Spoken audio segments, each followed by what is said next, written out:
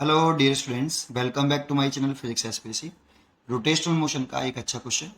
और रिजिड मास less important है ये। मास लेस रॉड मतलब रॉड का कोई मास है ही नहीं। बहुत इंपॉर्टेंट पॉइंट है यहाँ पे। Of length 3 as has two masses attached at each end as shown in the figure. देखो, एक हमारे पास मासलेस रॉड है, रॉड का कोई मास नहीं है, उससे अटैच है एक 5m0 और एक 2m0, दो मास अटैच है। The rod is pivoted at a point P on the horizontal axis. horizontal axis पर एक पॉइंट P से pivoted है। ये दैट मीन्स ये रोटेशनल एक्सेस है, ठीक है, यहाँ से पॉइंट पास हो रहा है, ठीक है ना, pivoted पॉइंट है। इसी के अबाउट बॉडी रॉड घूम रही है। When the release from initial horizontal position, it instantaneous angular acceleration will be instantaneous angular acceleration पूछ रहा है, ठीक है। चलिए कैसे करें। देखो, हमें क्या करना पड़ेगा, इसमें इस पॉइंट के अबाउट टॉर्क निकालना पड़ेगा। इस पॉइंट के अबाउट टॉर्क निकाल लो। तो देखो टॉर्क कैसे निकालें, तो देखो इसमें रॉड का तो कोई मास ही नहीं है, तो इसमें एक तो इसका वेट होगा 5m0 g और एक इसका होगा 2m0 g। और पॉइंट पी के अबाउट टॉर्क निकाल लीजिए इसका। तो torque on the system about point P. तो tau P is equal to, एक तो 5mg0 का टॉर्क निकालना है, एक 2mg0 का टॉर्क निकालना है। रॉड का तो कोई मास है ही नहीं है ना, तो उसका तो कोई मोमेंट ऑफ इनर्शिया कोई फोर्स लगेगा ही नहीं, मतलब ठीक है, मोमेंट ऑफ इनर्शिया कह रहा हूँ, कोई फोर्स नहीं लगेगा, ठीक है, वेट नहीं होगा उसका, मतलब। देखो, तो टॉय इज इक्वल टू कैसे लिखें, आर परपेंडिकुलर एफ। ये तो इस फोर्स का टॉर्क निकालें तो इसकी लाइन ऑफ एक्शन ये हो गई, ये लाइन ऑफ एक्शन है। और पी पॉइंट के अबाउट निकालने तो पी पॉइंट से इस line of action of force पर परपेंडिकुलर ड्रॉ करिए, ये परपेंडिकुलर डिस्टेंस होगा ये वाली। तो कितना लिखें, एफ लिख रहे हैं पहले, तो एफ कितना बेटा 5m0 g। अब आर परपेंडिकुलर, तो देखो ये इसकी line of action of force, और पी पॉइंट के अबाउट टॉर्क निकालने तो पी पॉइंट से इस पर परपेंडिकुलर ड्रॉ कर लीजिए line of action of force पर। तो ये हो जाती है आर परपेंडिकुलर। इसकी दर्शन ऐसे होगी कुछ आर परपेंडिकुलर की। तो ये देखो कितनी आर परपेंडिकुलर, एल के बराबर है, और एल के बराबर है तो एल लिख लीजिए।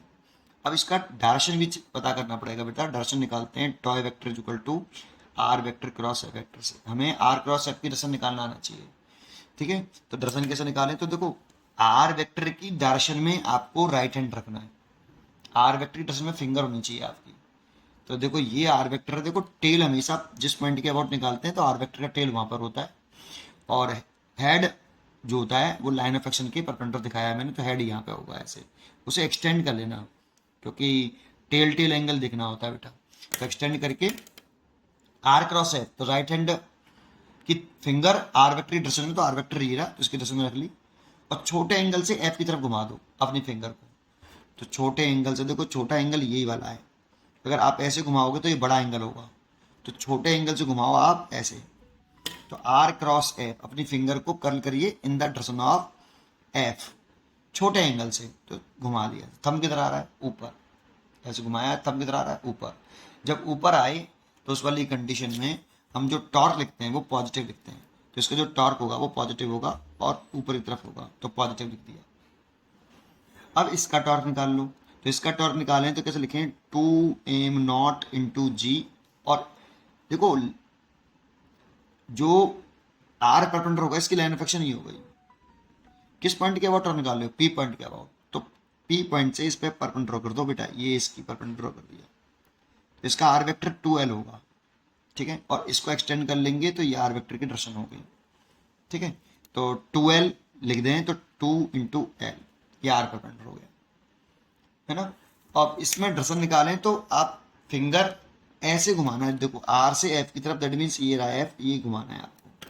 अगर आप फिंगर ऐसे रखोगे तो उंगलियां घूम तो आर से एफ की तरफ रही हैं, लेकिन बड़े एंगल से घूम रही हैं।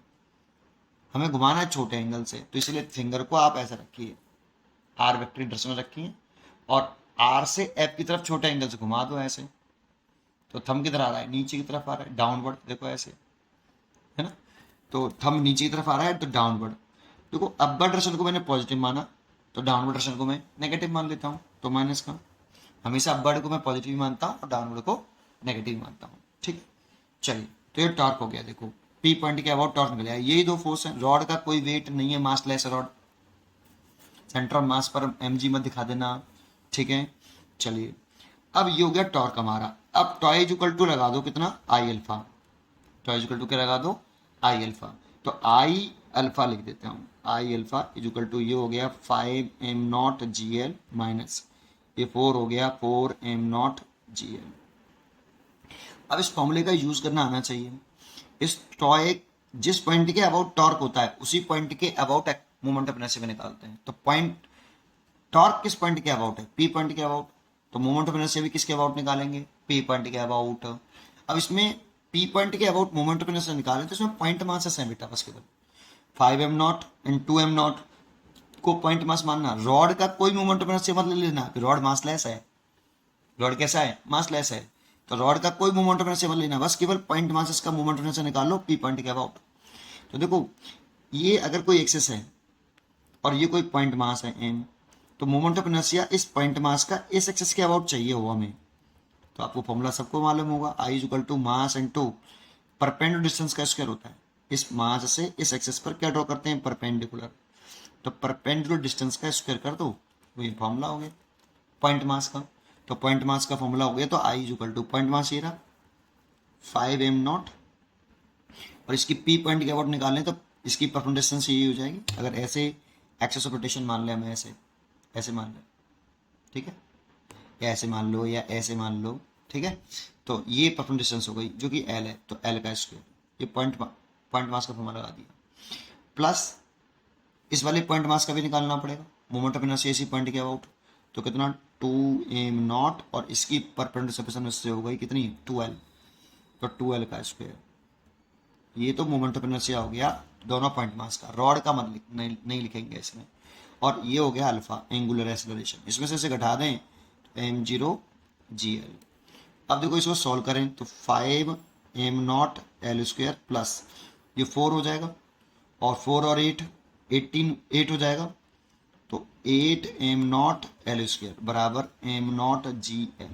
तो ये हो गया 13m0 l square is equal to, अच्छा ये अल्फा तो रह ही गया यहाँ यार, ये अल्फा इज इक्वल टू, ठीक है, बराबर m0 gl, अल्फा ही तो हुआ यार, ठीक है। तो m0 से m0 कैंसिल, एक l से एक l कैंसिल, तो अल्फा कितना आ गया, इधर g बचा और नीचे आ गया 13l, तो अल्फा एंगुलर एक्सेलरेशन आया g/13l। तो इसका आंसर हो गया ए, इसका आंसर हो गया ए। उम्मीद करता हूँ कि आपको ये जरूर समझ में आया होगा। पढ़ते रहिए और खुश रहिए। Thank you.